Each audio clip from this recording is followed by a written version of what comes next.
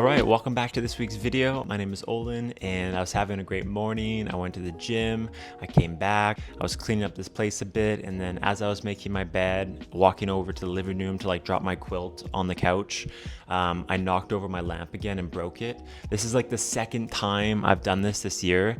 I'm like completely devastated by this. I'm like so annoyed that like it's something so avoidable and I can't believe I did it again. I don't want to deal with it right now, so I literally just like put the lamp back up on like the book on top of my heater, and hopefully it just like stays there and doesn't like crack.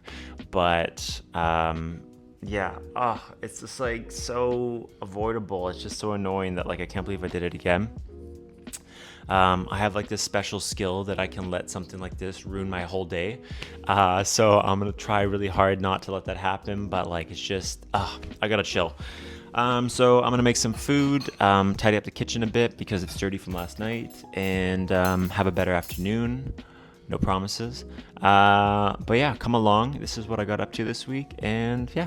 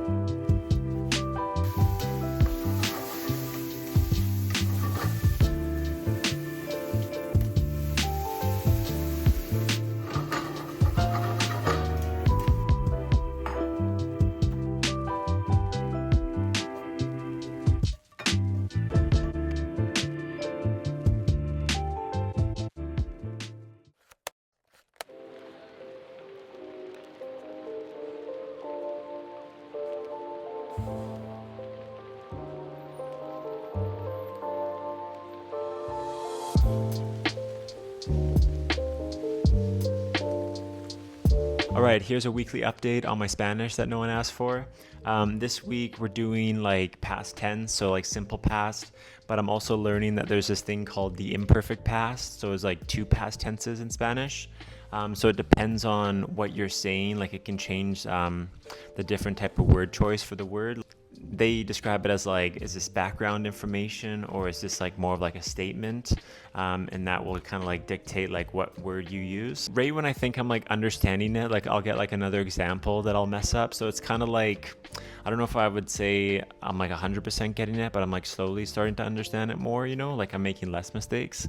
But yeah, imperfect past.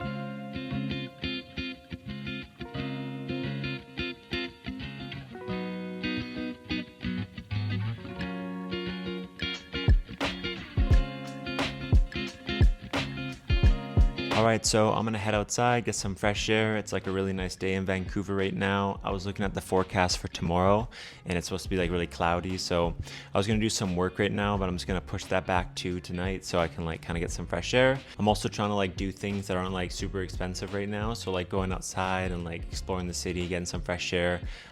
It's like kind of fun.